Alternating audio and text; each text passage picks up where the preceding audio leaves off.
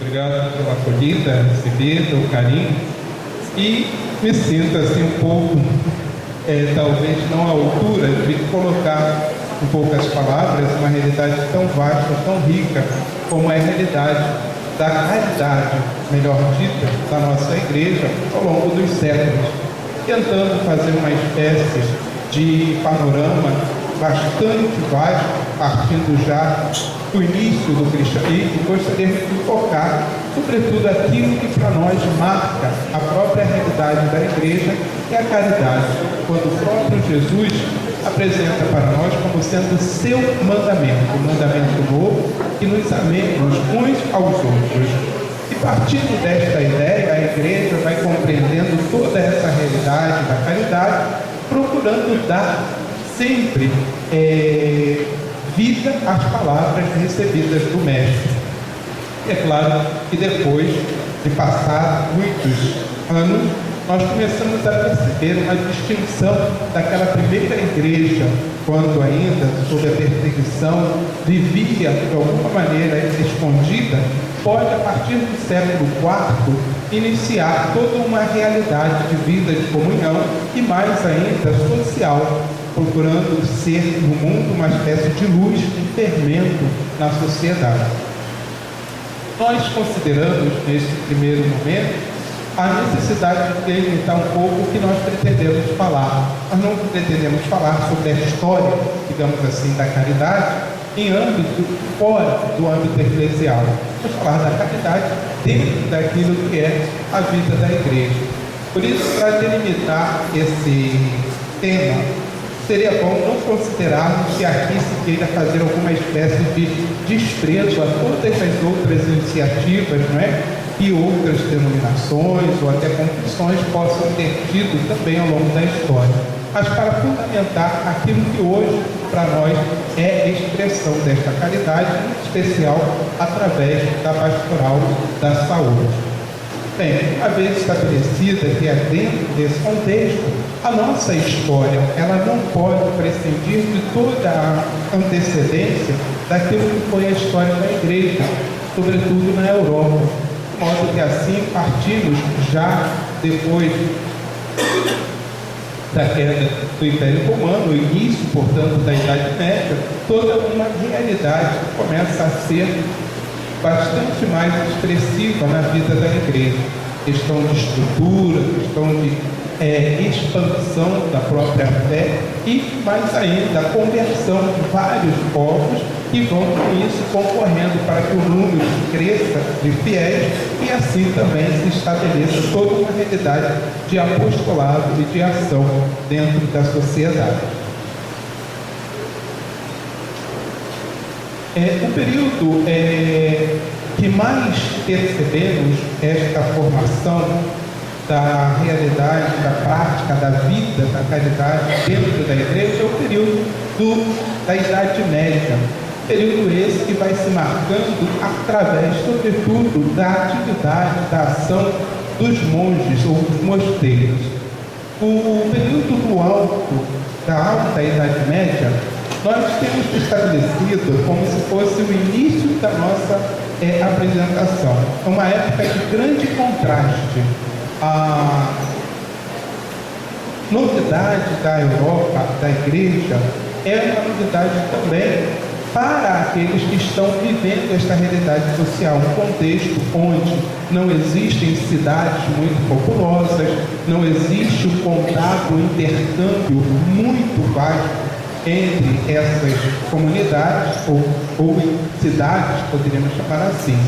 E ainda existia uma realidade muito marcante, seja de violência e de ignorância, visto que através da posse ou das guerras, através de conquistas, se tentava ampliar não só as riquezas e o tipo de sociedade feudal, onde a propriedade tinha essa importância maior.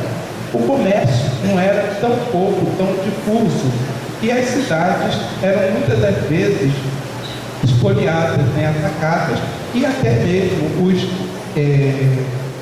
agricultores que viviam em torno dessas cidades ou dos castelos tinham também seus haveres como que espoliados.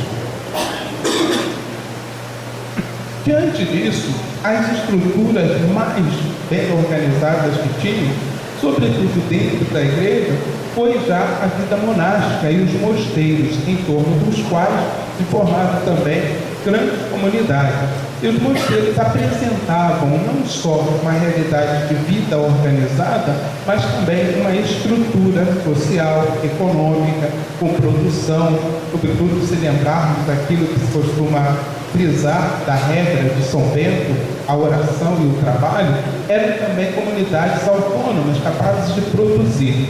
E além de produzir, tinha uma série de outros benefícios com relação à cultura. Muito do que nós temos a título de material, seja histórico, até científico, conservado nesses centros culturais que eram também os mosteiros. A sociedade, com um horizonte bastante limitado, o exercício da caridade era gerido inteiramente e instantemente também em alguns locais, em particular de um modo muito incisivo nos mosteiros. A necessidade dos pobres de serem acolhidos era pouco vigorosa, porém era curada, tratada através desses centros, onde já dentro da vida dos mosteiros tinha-se aquela preocupação de ter um lugar para acolhimento, de ter também recursos para a sustentação, para acolher os peregrinos, e aí entrava todo tipo de pessoa que estava, por alguma forma, necessitando de algum socorro, de alguma ajuda. Do outro lado também, existiam dentro desses mosteiros estruturas físicas, como dormitórios, como cozinhas, refeitórios, onde era oferecido também alimento, refeição para essas pessoas. Inclusive, em alguns mosteiros, tinha-se como uma regra, uma prática, pelo menos dar de comer, alimentar a pelo menos 12 pessoas pobres ou 12 miseráveis, mendigos, diariamente. E isso vai crescendo, se expandindo, sobretudo que nesses centros, havendo mais vocação, aumentando o número de pessoas, a assistência se tornava cada vez mais difundida. E assim também os mosteiros começam a ter uma importância muito grande na expansão da fé cristã. Atribui-se aos monges a evangelização da Europa, de modo que, onde esses centros se formavam, também existia um trabalho missionário e, é claro, atraindo a comunidade e passando para ela o conhecimento, a fé, o anúncio da boa nova. Esses centros, além de tudo, conservavam muitos livros, muito material que dá origem, inclusive, ao uso da medicina, vamos dizer, ocidental. Famosa a escola de Salerno, onde se encontram textos traduzidos de médicos, etc., que já se consideravam bastante influentes nesse período. Inclusive, chama-nos a atenção uma espécie de crítica que se fazia já a nós cristãos, posto que até mesmo o imperador faz uma crítica dizendo: mas como é possível, Constantino Africano, como é possível que nós não sejamos capazes de sustentar e manter os nossos pobres, uma vez entre os hebreus não tem mendigos e necessitados, entre os cristãos eles sustentam, ajudam não somente aos próprios cristãos, como também os cidadãos do império que estão sob o nosso responsabilidade. E aqui são testemunhos de que esta ação da caridade, esse serviço prestado pela igreja, era reconhecido, visto e de fato executado e mostrado com documentação, até mesmo por aqueles que não eram cristãos. Uma espécie de florescimento, expansão maior, se dá durante o reino do Império Carlos Magno, conhecido, de alguma forma, pela grande expansão. E cada mosteiro, no caso, neste período, já dispunha de uma escola, inclusive para a formação, para a educação, onde se aprendia o saltério, a leitura da escritura, o canto e, sobretudo, a gramática. Importância disso, posto que a educação, a formação, depois nós vamos ter pessoas que se aplicarão a este tipo de arte, do conhecimento.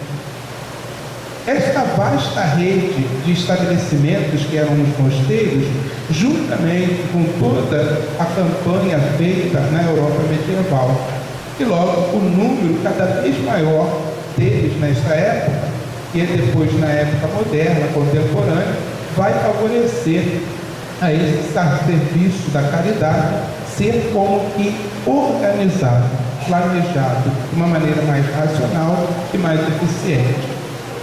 Claro que quando chegamos a um outro momento histórico, que é o período lá da Reforma Protestante, vamos perceber todo um retrocesso, visto que até mesmo há uma espécie de distinção entre aqueles países onde surge o protestantismo, tornando-se este a religião oficial, uma espécie de supressão de todo o trabalho de caridade. Claro que durante este processo ainda, nós percebemos que aquilo que na Idade Média se formou na consciência da civilização cristã, que era a população maioritária, e comum pensamento a todos estes, de que a caridade era um modo de viver, era uma espécie de desafio, como se pudéssemos dizer que era também a pregação da fé cristã, o anúncio e a prática deste mandamento novo, uma maneira pela qual a caridade vai se forjando na sociedade, a ponto de se ver no mendigo, no deficiente, de se ver nas pessoas pobres, não somente uma pessoa que era um peso para a sociedade. Isto não tinha esse espaço dentro daquela sociedade cristianizada, mas sobretudo se via um Cristo ao qual eu devia amar, ao qual eu devia servir. E daí começam a surgir os diversos serviços de caridade praticados por nós cristãos, gerando assim o nascimento de instituições, de asilos, de orfanatos e de lugares que pudessem acolher a estas pessoas. Era comum, neste período ainda, entre os mosteiros, surgirem os chamados cenodófilos, que seria uma espécie de hospedaria para acolhimento dos peregrinos, das pessoas menos favorecidas, e ali se tinha lugar até mesmo para a prática do banho, a higiene pessoal, que foram coisas que foram sendo como que propagadas ao longo desse período. Já chegamos de algum modo próximo, ao século VII, onde se inicia, já por São Bonifácio e prossegue aí por Carlos Magno, uma espécie de reforma eclesiástica, onde muitas destas realidades de prática de caridade ou entidades eclesiásticas estabelecem uma espécie de norma, através dos sínodos, dos concílios, e o sínodo de Resbach, em 800, por exemplo, estabeleceu que 1/4 dos dízimos recebidos pela igreja deveria ser destinada à assistência aos pobres. Hoje, quando nós falamos de opção preferencial pelos pobres, não é que seja uma novidade para nós cristãos, é uma realidade que já está presente na igreja ao longo dos séculos e da história. E assim se estabelece que esse 1/4 dos dízimos de toda a arrecadação da igreja seja destinado aos pobres, em especial uma ajuda deveria ser fornecida às viúvas, aos cegos, aos órfãos e aos inválidos, aos mutilados, aos aleijados. No Concílio de Magonça também, em 813, mais uma vez, se vê o empenho da igreja em ajudar aos órfãos, aos desprovidos de qualquer herança, pessoas que eram desertadas, aqueles que eram abandonados, começam a surgir orfanatos, e essas entidades vão dando um suporte a uma sociedade que está em expansão. Então citaríamos talvez alguns países, a Inglaterra, a Alemanha, onde vários desses nobres, nos seus reinos, constituíam obras sociais, sobretudo inspiradas nesta realidade da fé cristã.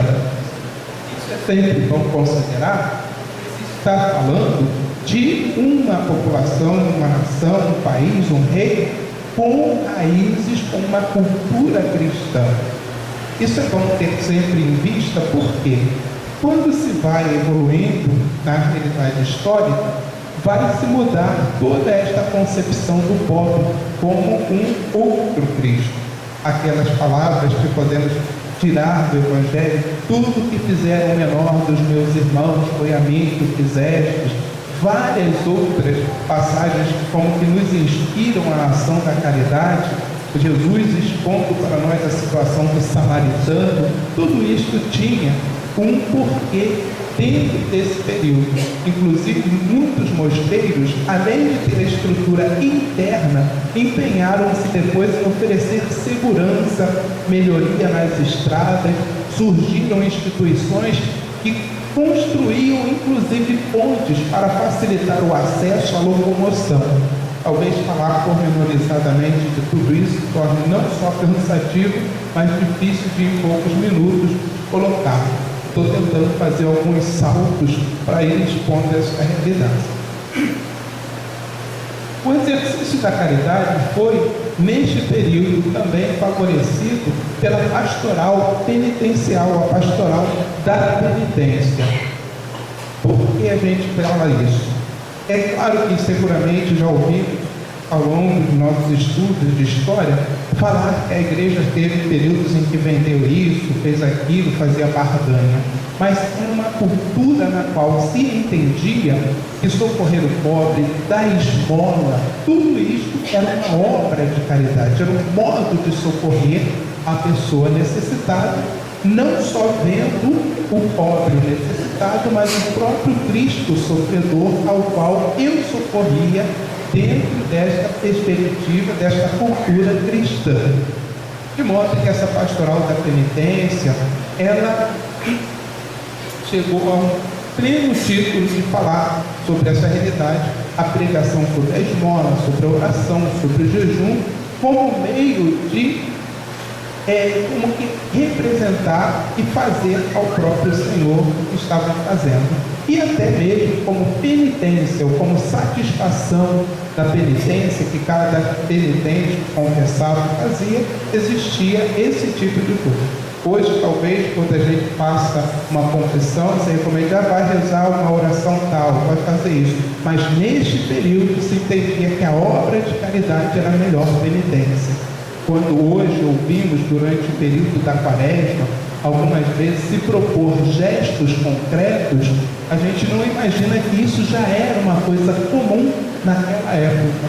Ou seja, você transformar em obra realmente de caridade aquilo que você procura viver para reparar as suas faltas, que tem sempre, às vezes, uma repercussão social. Um outro vasto âmbito do exercício da caridade do período da Alta Idade Média eram as obras de misericórdia espirituais. Essas obras, em consequência disso, inclusive cuidar, tratar das pessoas doentes, depois educar, ensinar o ignorante, tudo isso era uma prática, uma realidade comum. Ora, pensando que isto era vivido e praticado pela inteira sociedade, do mais nobre ao mais simples, se percebe então o efeito tão benéfico que essa sociedade poderia produzir. Centenas de monges missionários também partiram de seus lugares habitados e em busca também dessas populações para portar, para levar a eles a pregação do Evangelho. Conforme falamos, a Europa então tem uma dívida, digamos assim, de gratidão com relação à propagação da fé cristã aos montes. A grande figura também que aparece, de Ruperto de Worms, que era irlandês, vocês, e apóstolo da Baviera. E aí vamos destacar vários outros personagens, São Bonifácio, Dom Willibrord e assim por diante. Já no século IX, nós encontramos uma obra, Santo Asgarde. É uma obra monacal também, onde se procura trabalhar esta realidade da caridade. Vou dar um salto. Já nessa primeira metade, vamos dizer assim, desse primeiro milênio, se desenvolveu um capilar exercício de caridade dentro da sociedade que estava nesse crescimento. Já nesse período do Renascimento carolíngio, o desenvolvimento do comércio ele refloresce, como que ajudando então essa locomoção, esse contato, a circulação não só de informação, mas de pessoas que levavam esta prática, esta cultura da caridade tão impregnada na sociedade cristianizada. Claro que isso tudo a gente está considerando que houve a expansão através também da conversão de povos inteiros. Se lembrarmos um pouco quando se dá a conversão de Clodoveu, o Cláudio, o rei da França, que não era nem França na época. Então todo o povo se converte, e era comum, no caso, quando um nobre se convertesse, todos os seus súditos abraçavam aquela fé. Daí, quando chegamos à reforma protestante, a conversão de alguns ao protestantismo arrastava consigo os súditos também. Então era como se a conversão não fosse só da pessoa, mas de toda a nação. E isso vai depois trazer consequências para esta cultura da caridade que já era tão comumente aceita, vivida e praticada. Contanto com a própria população e a sociedade, primeiros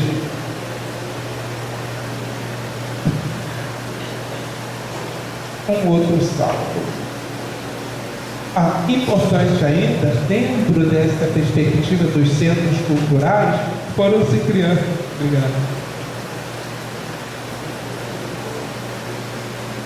alguns centros culturais que, é claro, surgem e são criados também os centros universitários, já um período mais à frente, que a gente está fazendo um pouquinho um salto, volta, faz alguma espécie de recorrência.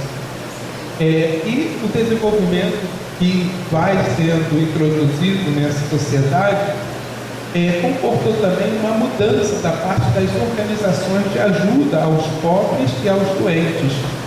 A estrutura assistencial, que era baseada sobre o mosteiro, em sua grande parte, agora torna-se mais funcional também nas regiões de estrutura mais campestre, ou seja, cultura mais agrária, etc.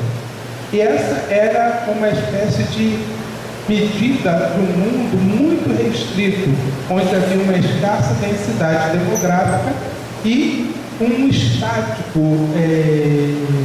movimento, que não eram pessoas dadas a sair do seu ambiente. Então, chegar a estas pessoas e, pouco a pouco também, chegando a outros países, saindo de suas nações, sendo esse conceito de nação uma coisa que nós temos hoje agora, né?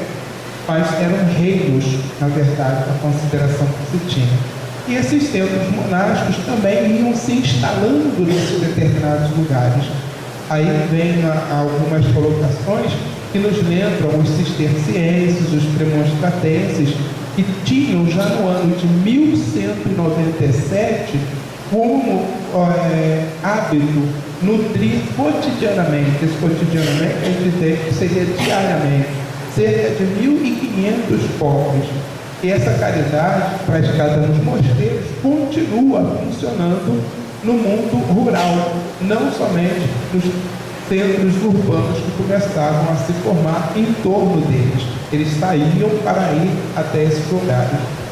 Gradualmente foi se perdendo a imagem de Cristo pobre quando se formam esses centros onde há uma urbanização maior, quando se começa a se considerar o pobre não mais a imagem de Cristo, mas uma espécie de peso para a sociedade, porque tinha uma série de circunstâncias que ia como que dando esse entendimento.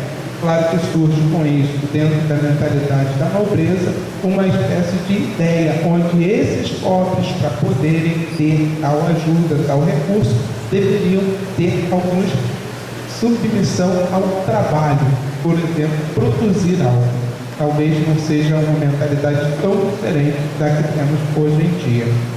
Algumas instituições foram surgindo com o crescimento das cidades e já no século VII, 661, surgiu em Paris um hospital, o Hotel Dieu, e não muito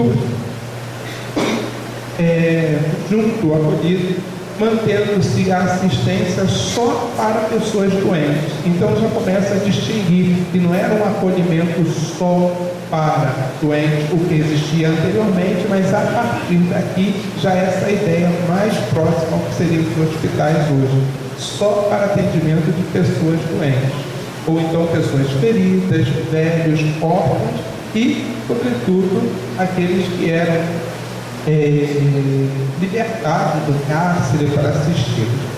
A resposta de todos os livros a esta mudança vem oferecida pela ordem mendicante, ou seja, chegamos ao século XI, século XII.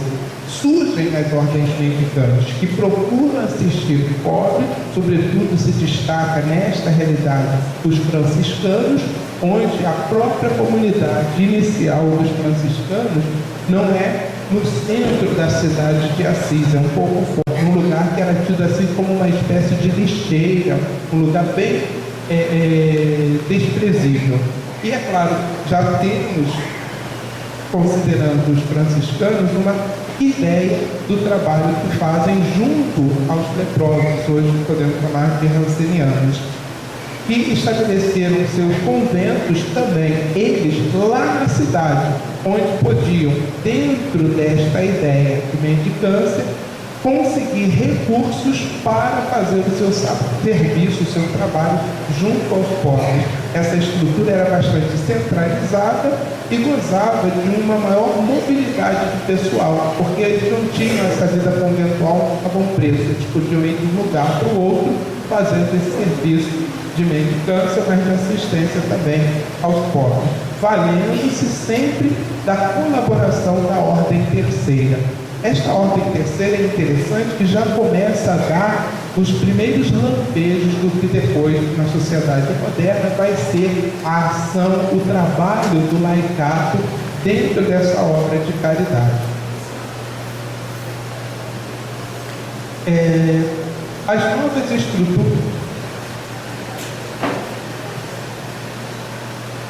novas estruturas que vão surgindo também favorecendo a cidadania e a comunhão, a comunidade e a atenção aos necessitados.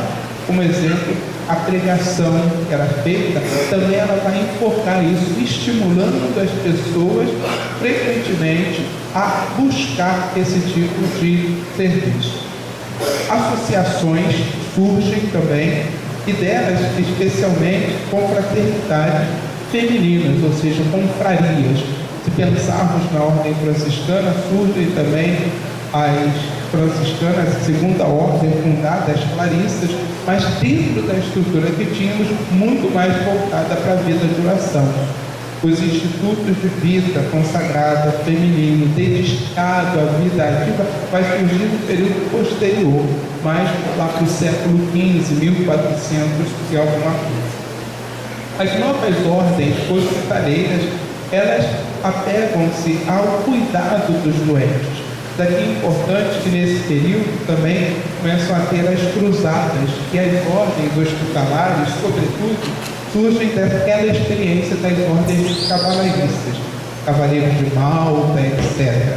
E eles procuravam atender a população em torno da cidade de Jerusalém, indo a esses lugares, procuraram e surgiram então essas ordens. Nesse período surge também uma ordem chamada Ordem de São Lázaro, onde as pessoas que ingressavam nesta ordem, muitas delas eram acometidas da hanseníase, eram leprosos.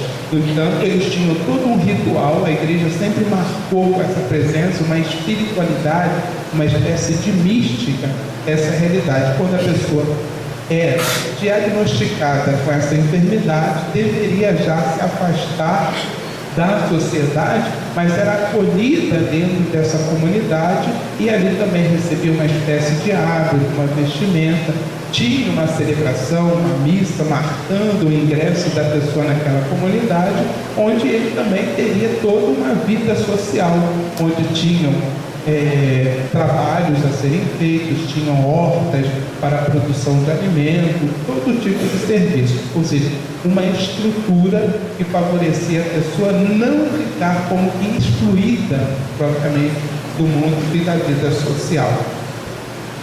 Criaram-se assim os montes de piedade, né? Institutos que prestavam um dinheiro sem receber o chamado juros, né? Isso foi mantido pelos franciscanos, a ordem terceira franciscana, isso já na Idade Média. Interessante hoje, quando nós falamos do Banco Rural ou de outros bancos que temos hoje no nosso país, com essa ideia de ajudar aos agricultores, é uma coisa que também já na Idade Média podíamos encontrar. E também outras realidades. O desenvolvimento do cidadão tornou-se muito mais relevante às classes sociais dos artesãos, também os operários e os lavradores. Assim, organizaram-se pequenas corporações profissionais que muitas das vezes assumiam o cuidado com essas confrarias. Daí eu ter citado a confraria de São Lázaro e outras. Sendo que, partindo dessa ideia, vão surgir, um período um pouco mais posterior, as chamadas cooperativas ou ainda os sindicatos, já na Idade Moderna. Bom, tudo isso vinha sendo visto como uma espécie de dever religioso, que, antes que um dever social. Porém, nasceram, assim, instituições de confraternidade, de porteiros, de tantas situações que vão favorecendo, em alguns países específicos, a expansão desta realidade da fé cristã e do serviço da caridade. Estaríamos talvez França, Espanha, Itália, Alemanha. Uma outra congregação de São Tiago, cujos membros eram encarregados de guiar os viajantes, uma espécie de congregação dedicada a socorrer, a ajudar os peregrinos, as pessoas que estavam viajando. Isso não é...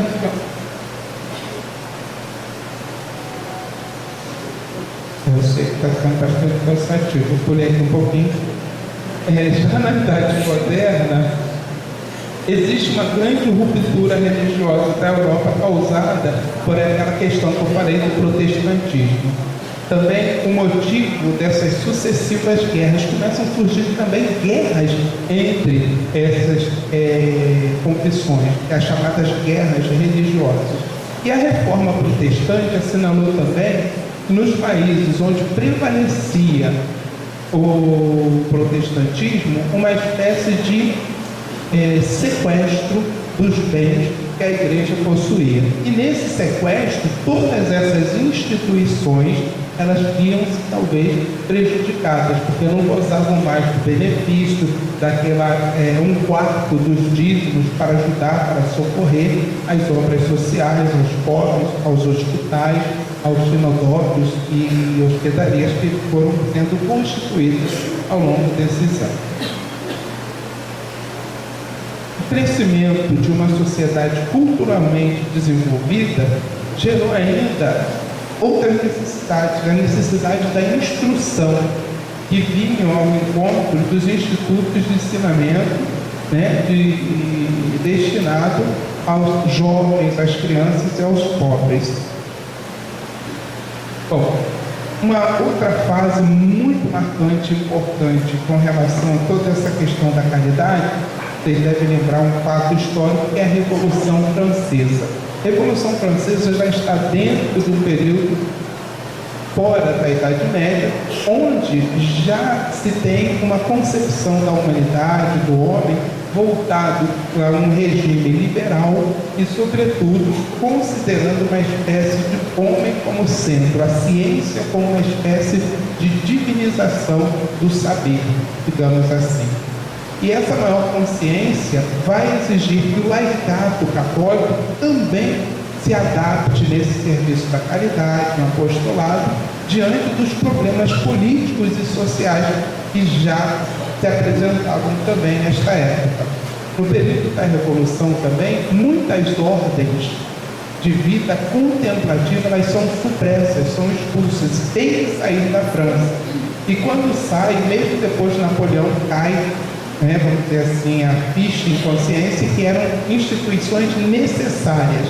E por causa dessa expulsão, vamos dizer assim, dos religiosos, de vida contemplativa, começam a surgir as ordens mais de vida ativa, as comunidades de vida ativa. Nós ouvimos falar e percebemos, por exemplo, algumas delas são obrigadas a ir para outros continentes e ali também começa um trabalho. Quando se pensa, por exemplo, no Brasil, todo o processo catequético, etc., não foi simplesmente por uma espécie de desejo, mas muitos foram como também expulsos, obrigados a sair de seus países, porque a Revolução Francesa tem seu reflexo, não só na França, mas em vários países que começam a tomar posturas similares. Pensarmos um pouquinho a supressão dos jesuítas, da Companhia da Missão e várias outras, que se veem obrigadas a buscar um espaço novo em países.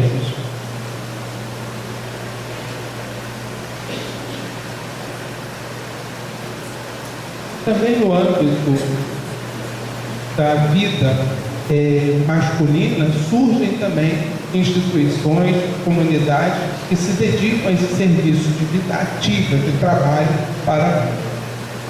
Bom, é interessante as realizações já anteriores que vão dar a base para esse período, sendo que, saltando um pouquinho mais à frente, nós vamos encontrar iniciativas, muitas delas, de bispos e também do Papa, como já falamos, que fez um concílio, ensino, alguns decretos, alguma formalização de como prestar esse serviço, chegando talvez aqui já no nosso século ou século passado. Lembramos atitudes, posturas, firmes com relação a alguns papas, Pio XII, poderíamos falar de Pio IX, Pio X, e esses, por sua vez, favoreceram instituições que agora eu gostaria talvez de já, como que encerrando, fazer pequenas considerações, saltando já para a nossa sociedade. Aqueles períodos que passaram por esses últimos papas que eu estava falando, foram períodos que nós enfrentamos guerras, e com essas guerras, a Primeira e a Segunda Grande Guerra Mundial, algumas situações foram muito mais marcantes da necessidade de socorrer as vítimas dessas guerras e o número de órfãos, de pessoas e tudo mais. Aqui no Brasil, nós tivemos a fortuna de, quando Deus, a Revolução Francesa, Napoleão começou a expandir, a família real veio para o Brasil e marca-se também uma espécie de passo extra nessa questão, pois nós temos, com a vinda da família real para cá, algumas realidades que se formam de modo mais concreto, dando ao nosso país, que era visto como uma espécie de colônia da qual se extraía a riqueza, a necessidade de ter também algumas coisas. E aí surgem algumas faculdades, universidades e instituições para a cultura, que vai dar todo um marco. Nós temos como algumas das faculdades e também instituições, hospitais mais importantes, mais antigos, não no Rio de Janeiro, mas na Bahia, depois São Paulo e também no Rio de Janeiro, embora tenha tempo algumas considerações a serem feitas nesse respeito, nós vamos deixar, posto que é uma coisa mais presa à atualidade, seguramente temos pessoas com mais qualificação, gabaritadas, para falar sobre a realidade da saúde, do serviço que se faz da saúde nos nossos dias. Infelizmente, penso não ter conseguido colocar para você, mas acho que a coisa mais importante é entender que a realidade que nós hoje temos como pastoral da saúde, como serviço de caridade, dentro deste campo, dentro deste mundo, conta com uma história que antecede, muito longa, muito extensa, que dá a compreensão da focalização. Nós focalizamos nesta ou naquela dimensão social. Hoje podemos até, dentro da área da saúde, focar uma pastoral específica para determinada enfermidade, como é o caso da pastoral da AIDS e assim por diante. Nós gostaríamos talvez de desculpar por causa de não ter sido talvez tão claro em enfatizar alguns aspectos que fossem previstos. Gostaríamos de falar sobre essas questões ainda pastoral da saúde, da assistência religiosa, da capelania, nos dias de hoje, mas fica para uma outra ocasião e a proposta de aprofundar, talvez partindo desta realidade. Este ano ainda temos a conferência de saúde, em dezembro, são coisas que acredito que vamos poder dar uma contribuição e aproveitar para aprofundar nossa atividade pastoral. Ficamos por aqui, agradeço a atenção de todos.